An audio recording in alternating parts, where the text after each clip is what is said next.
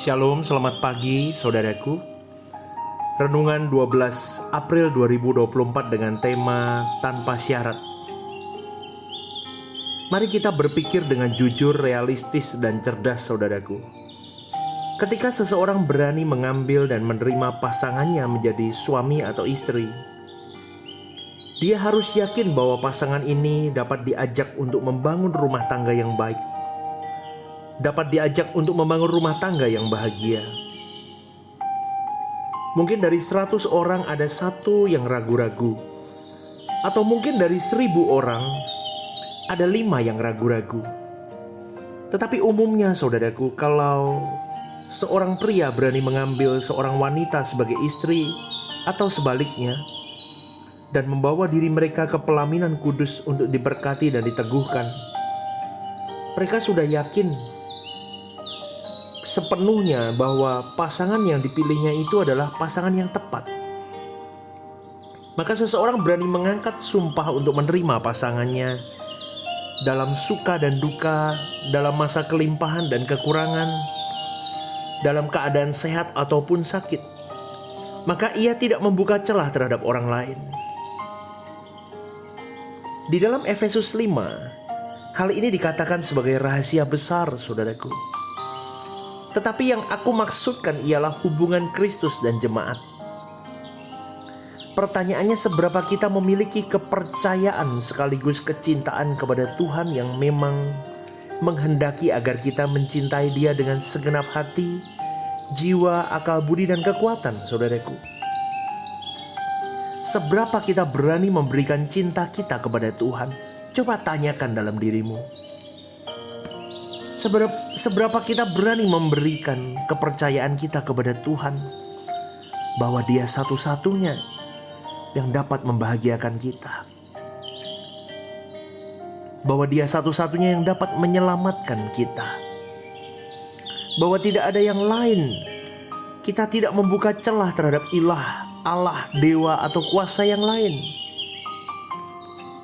Saudaraku, semua dapat berkata hanya Elohim Yahweh, Allah yang Esa, dan Tuhan Yesus Kristus satu-satunya Tuhan bagi kita. Tapi seberapa persen kita mempercayai Dia?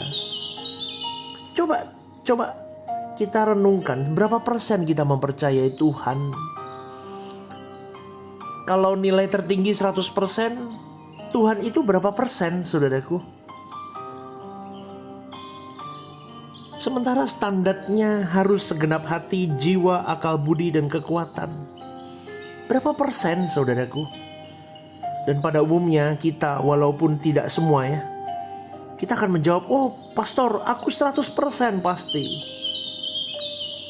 Saudaraku, memang tidak ada kehidupan di luar Tuhan yang Maha Esa, Elohim Yahweh.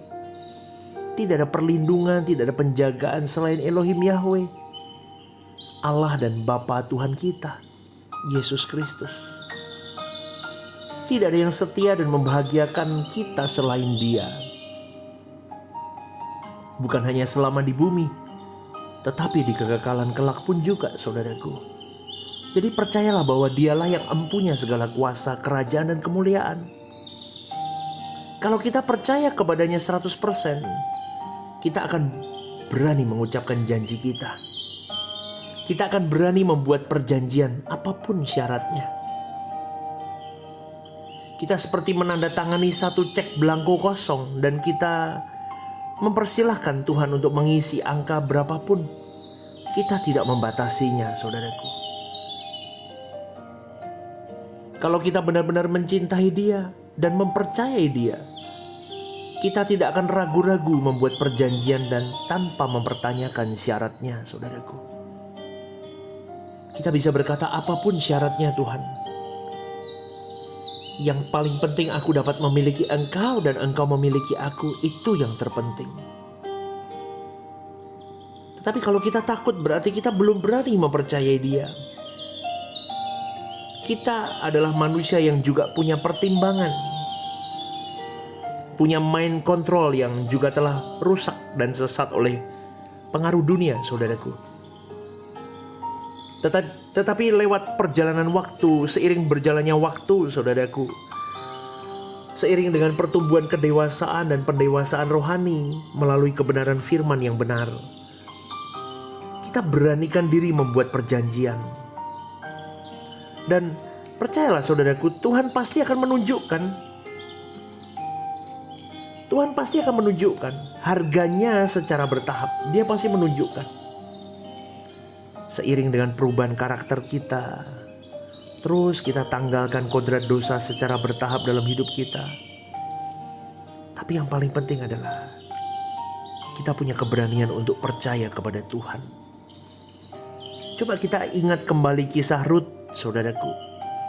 Ketika Rut dan Orpa, dua wanita menantu Naomi itu, mengikuti Naomi yang kembali ke Bethlehem, Naomi meminta mereka untuk pulang ke rumah orang tua mereka masing-masing supaya mereka bisa menikah kembali.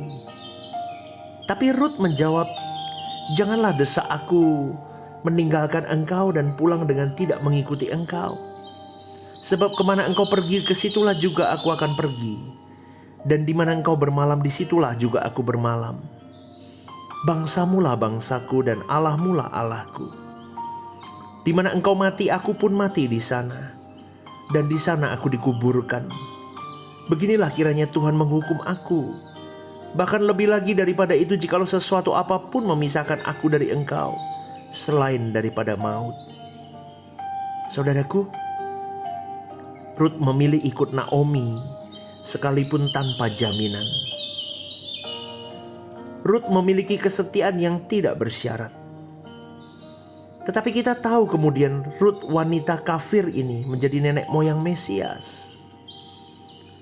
Kalau Rut berani mempercayai Naomi hanya karena cinta kasihnya, mengapa kita kurang berani mempercayai Elohim Yahweh Allah kita, saudaraku?